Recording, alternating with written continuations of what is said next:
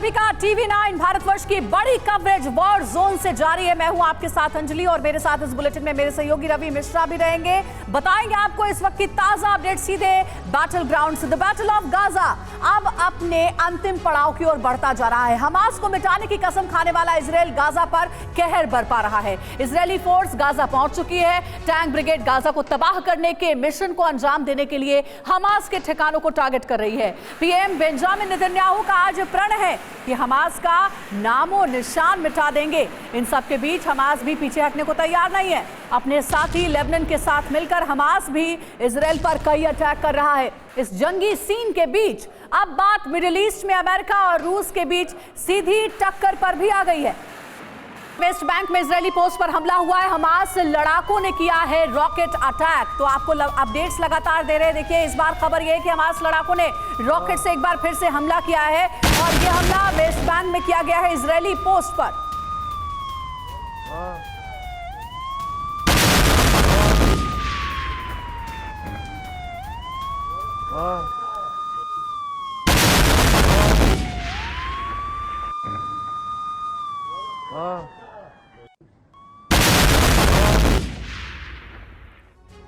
तो आपको जल्दी से बताते हैं कि इजरायली टारगेट पर हमास गाजा में आज महाविनाश। हम ऐसा क्यों कह रहे हैं, पॉइंट वाइज आपको हम समझाने की कोशिश करेंगे। देखिए, ये आपको हम दिखा रहे हैं मैप के जरिए।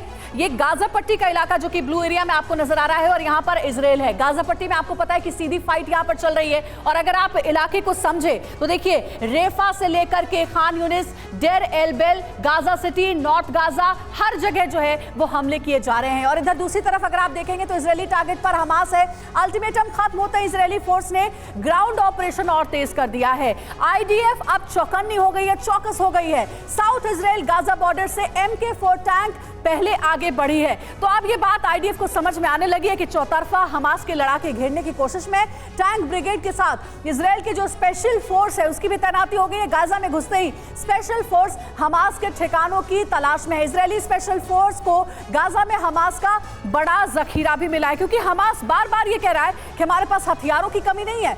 ग्राउंड फोर्स के बैकअप के लिए अटैक हेलीकॉप्टर भी तैनात किया गया। वहीं बॉर्डर पर इजराइल के 1000 टैंक, 400 आर्टिलरी और 3 लाख सैनिक भी तैनात किए गए। ये जो हम आपको जानकारियां दे रहे हैं वो आईडीएफ की तैयारी से जुड़ी हुई है कि हमास के लड़ाकों से निपटने के लिए आईडीएफ जो है वो हर जगह पर चौकस है, चौकन्नी है और पूरी तैयारी के साथ मैदान में उतर रही है। अब चर्चा की शुरुआत करेंगे। हमारे साथ खास मेहमानों का पैनल भी जुड़ा हुआ है। सबसे पहले उनसे आपका परिचय करा देते हैं। हमारे साथ major general retired Rajan Kochar sir हैं, रक्षा विशेषज्ञ। Colonel retired US Rathore sir है, रक्षा विशेषज्ञ। Professor doctor Anshu Joshi, international relation expert हमारे साथ हैं।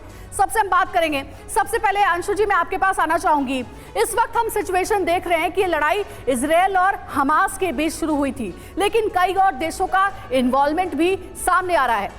ईरान की बात करें तो ईरान सीधे कह रहा है कि हमास के हमले के पीछे हमारा हाथ नहीं है। तो अमेरिका की स्ट्रैटेजी भी समझ में नहीं आ रही है कि अमेरिका के जो रक्षा मंत्री है वो पहले नेतन्याहू से मिलते हैं और वहीं अमेरिका के जो विदेश मंत्री हैं वो फिलिस्तीन के राष्ट्रपति से भी मिलते हैं। क्या चल रहा है इस वक्त? ये जो पूरी समस्या है इजराइल और फिलिस्तीन के बीच, और जो हम हमास का ये आतंकी हमला इजराइल पर देख रहे हैं, अंजलि, पहले तो हम ये समझ लें कि ये पहली बार नहीं हुआ है। और इस पूरे जो युद्ध या इस पूरे कॉन्फ्लिक्ट का 100 साल का इतिहास है। जब 1917 में बैल्फर डिक्लेरेशन के साथ तत्कालीन ब्रिटिश सरकार ने जो ज्यूइश कम्युनिटी के लोग थे उनको यूरोप से उनके प्रॉमिस लैंड जो आज का इजराइल है वहाँ भेजना शुरू किया। धीरे धीरे उनकी पॉपुलेशन वहाँ बढ़ी और तब जाकर के 2 स्टेट थ्योरी के तहत ये 2 देश बनाए गए, इजराइल और फिलिस्तीन। लेकिन हम देखते हैं कि 2004 के बाद जब PLO के यासिर अराफात की मृत्यु होती है तो उसके बाद हमास सीन में आता है। आतंकी संगठन है, एक मिलिटेंट ऑर्गेनाइजेशन है। किस तरह से फिलिस्तीन की जो सरकार है वो अपने कब्जे में लेकर के और आगे एक आतंकी सरकार एस्टेब्लिश करके इजराइल पे लगातार हमले करते चलता है। तो ये पहली बात, तो जो लड़ाई है ये एक आतंकवाद की बहुत बड़ी लड़ाई है। और इसमें हमने शुरू से देखा कि हमास का समर्थन करने के लिए ईरान हो, लेबनान हो, सीरिया हो, जो दूसरे अरब देश हैं वो हमेशा साथ में रहे। इसका कहीं ना कहीं एक धार्मिक कारण भी हमें देखने को मिलता है, जिहादी कारण कहीं देखने को मिलता है, और इसीलिए समस्या अनवरत जारी है। कल जो अपील की गई अंशु जी, जो कल अपील की गई हमास की तरफ से अरब मुल्कों से, उसमें यही सेंस भी दिखाई दे रहा था, यही मैसेज भी दिखाई दे रहा था कि एकजुट होना है। किस लिए? तो ये एक जिहाद है और इजराइल के खिलाफ जिहाद है। हम लौटेंगे। अब देखिए, इस वक्त एक और बड़ी खबर आ रही है। गाजा में इजराइल का विध्वंसक हमला। थोड़ी देर पहले गाजा पर ताबड़तोड़ स्ट्राइक, हमले के बाद आसमान में धुआं ही धुआं। तो गाजा में इजराइल का विध्वंसक हमला, लगातार इजराइल की तरफ से एयर स्ट्राइक चल रही है, हमले चल रहे हैं। थोड़ी देर पहले ताबड़तोड़ हमले किए गए हैं इजराइल में, और हमले के बाद आसमान में धुआं ही धुआं नजर आया।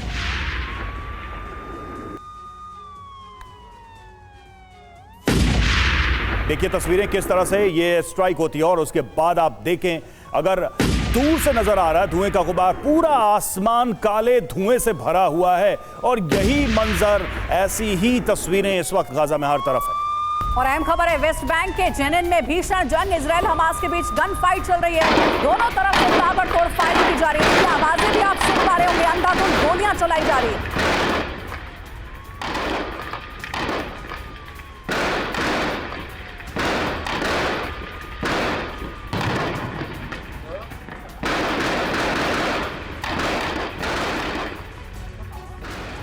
तो हमले लगातार जारी हैं, और इस बीच अल्टीमेटम भी इजराइल का गाजा को लेकर, गाजा में रहने वाले लोगों को लेकर। इस पर करेंगे बातचीत हमारे साथ। देखिए सरदाना, सर कमांडर सरदाना हमारे साथ जुड़े हुए हैं। सर, ये जो एक सिचुएशन है जिसमें हम साफ देख रहे हैं कि एक मेजर ह्यूमन क्राइसिस क्रिएट होने जा रहा है, क्या इजराइल ये रिस्क लेगा? क्योंकि इससे दुनिया भर में तो बदनामी होगी। गाजा में लोगों को पुश करने की बात की जा रही है। देखिए गाजा में, यदि मैप के माध्यम से आप समझाएं तो। देखिए, यदि गाजा में हम देखें तो अगर इजराइल वहां के लोगों को छोड़ने के लिए कह रहा है, गाजा पट्टी को, जो सिविलियंस है, तो वो उनकी ही सेफ्टी के लिए है, ताकि ह्यूमैनिटेरियन क्राइसिस ना बढ़े। इसीलिए वो इन लोगों को यहां से जाने के लिए कह रहा है। और एक्शन कॉरिडोर है कहां? आप देखिए, आप अगर यहां देखें तो जाने का कोई, ये पूरा मिलिट्री एरिया है, उधर समंदर है, और इधर एक मिस्र का एक छोटा सा रास्ता बचता है। मिस्र कोऑपरेट नहीं कर रहा अभी।